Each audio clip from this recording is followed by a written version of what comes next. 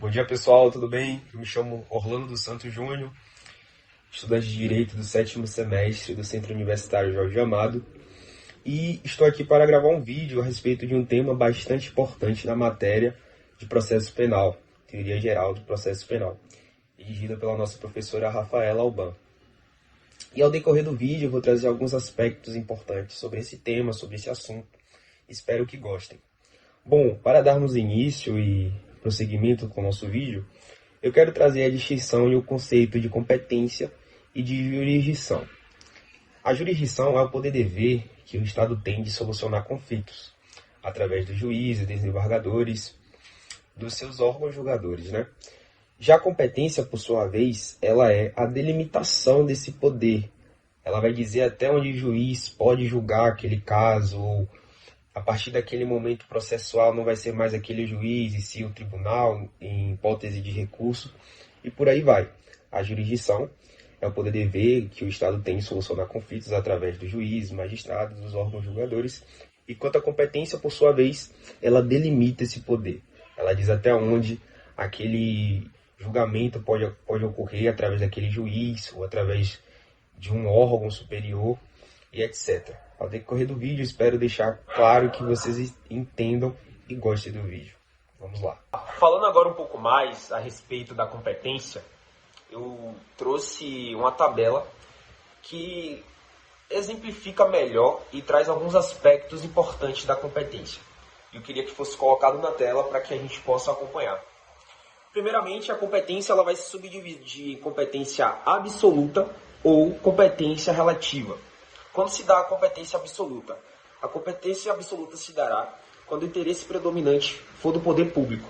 Já na competência relativa, quando o interesse predominante for das partes, se dará assim a competência relativa. Além disso, a tabela vai trazer que a competência absoluta ela pode ser funcional, em razão da matéria ou em razão da pessoa. Vamos falar um pouquinho de cada uma delas. A competência funcional é aquela que diz respeito ao momento processual ou grau de jurisdição. Ou seja, ela varia com o momento processual ou do grau de jurisdição. Um exemplo prático é que a competência funcional, para conhecer de um caso concreto que envolva um crime de competência da Justiça Estadual Comum, é do juiz da vara criminal. Mas, quando o processo ele já chega ao trânsito julgado e inicia a fase de execução da pena, a competência passa a ser agora do juiz da vara de execuções. Ou seja, de forma resumida, a competência funcional ela diz respeito literalmente ao momento processual ou grau de jurisdição. Exemplo disso é caso haja um recurso especial, a competência absoluta funcional passa a ser do Superior Tribunal de Justiça e se houver um recurso extraordinário, a competência funcional passa a ser do Supremo Tribunal Federal. Falando um pouco mais a respeito da competência absoluta, vamos falar agora a respeito, dando seguimento na nossa tabela, sobre a competência absoluta em razão da matéria, que vai variar, conforme a natureza do bem jurídico atingido. Ou seja, se a razão da matéria for um crime eleitoral, a justiça competente para julgar aquele caso será a Justiça Eleitoral. Se for de um crime doloso contra a vida, a matéria, então será um tribunal do júri. E assim por diante, se for um crime, a razão da matéria for um crime militar, a justiça competente para julgar aquele caso será a Justiça Militar. Sendo assim, a última competência absoluta é a competência absoluta em razão da pessoa, que se dá através, chamado foro privilegiado, se dá pela honorabilidade de determinados cargos, ou seja, alguns cargos possuem prerrogativas, até mesmo defendido na nossa própria Constituição, que determinados cargos, como presidente da República, senadores, estes serão julgados por um determinado órgão. A competência será daquele órgão em razão da pessoa, em razão do foro privilegiado que possui aquele cargo. Como, por exemplo, presidente e vice-presidente da República será julgado pelo STF, senadores, deputados federais, e pelo Superior Tribunal de Justiça, governadores, desembargadores do Tribunal de Justiça, membros de tribunais de contas estaduais, entre outros. Então, vimos sobre as três modalidades de competência, que são a competência absoluta funcional, em razão da matéria e em razão da pessoa.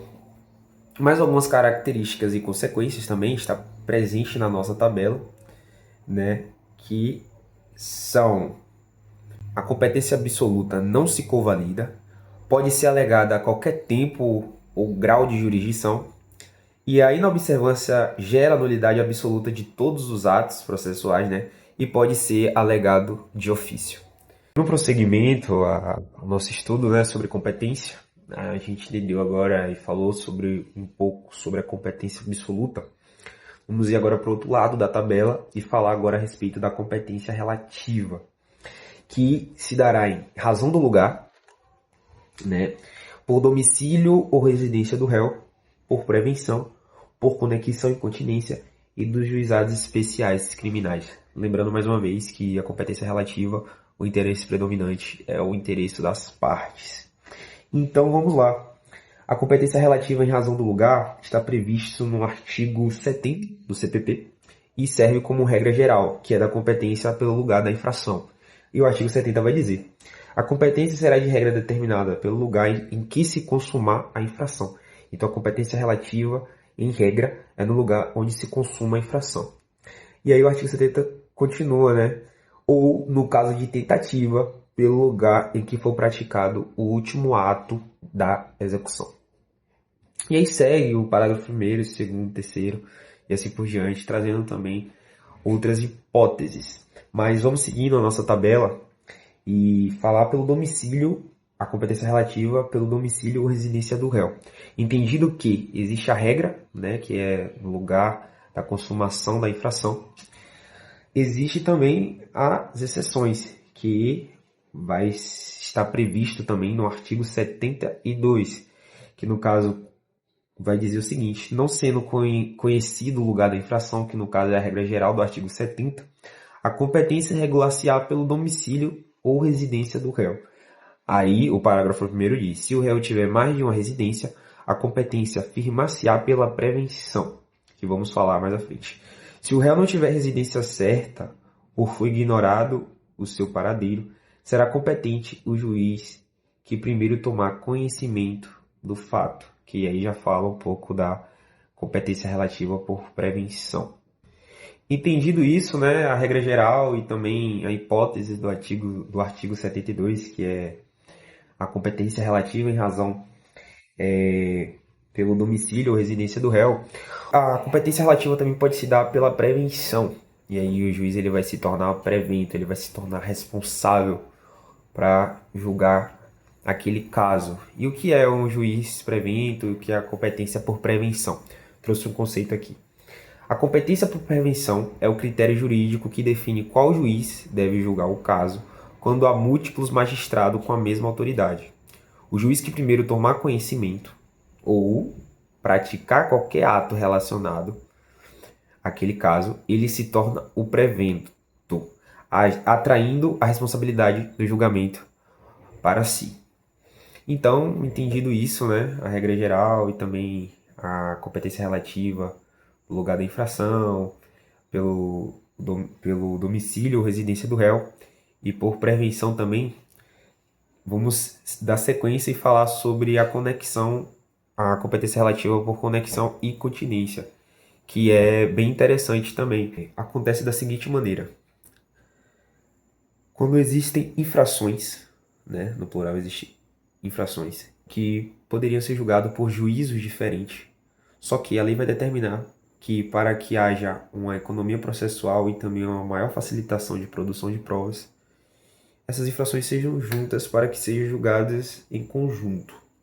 E um exemplo prático disso eu trouxe caso prático sobre a conexão, que é o seguinte: imagine que João pratica um roubo e, para garantir a fuga, comete um homicídio.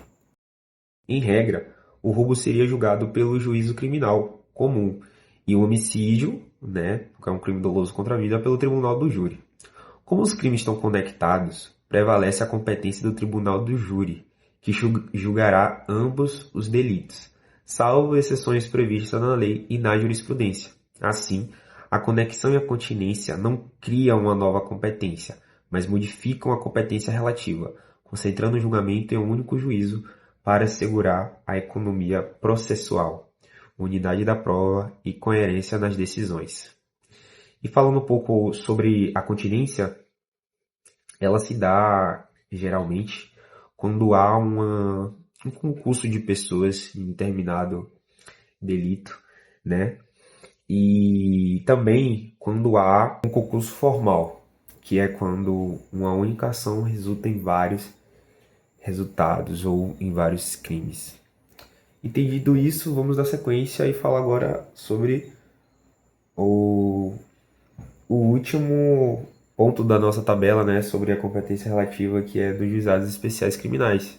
Os juizados especiais criminais é bem fácil, está na lei número 9.099, no artigo 60 dessa lei, que diz: o juizado especial criminal, provido por juízes togados ou togados e leigos, tem competência para conciliação, o julgamento e a execução das infrações penais de menor potencial ofensivo, respeitando as regras de conexão e continência. Encerrando, falando agora sobre os últimos pontos aqui da tabela, né, sobre as características e consequências da competência relativa, é o seguinte: deve ser julgada no primeiro momento de defesa, a acusação, se quiser alegar ali o descumprimento, né, da competência relativa, tem que ser alegado no primeiro momento de defesa da acusação ali, sob pena de preclusão. A inobservância gera nulidade relativa dos atos decisórios. E, por último, pode ser alegada de ofício. A corrente majoritária da doutrina vai dizer que sim, que pode. Já a segunda posição doutrinária, né, encabeçada pelo Eugênio Pacelli, ele diz que a incompetência relativa pode ser alegada de ofício pelo juiz, mas somente antes da instrução criminal. Então, pessoal, esse foi o vídeo. Espero que vocês tenham gostado, que vocês tenham absorvido o conteúdo. É claro que o assunto de competência é bastante extenso, é bastante amplo, e não dá para esgotar todo o conteúdo em um vídeo de 10 a 15 minutos. Mas espero que vocês tenham entendido o conceito geral, as características, os aspectos mais importantes. Muito obrigado pela atenção e é isso.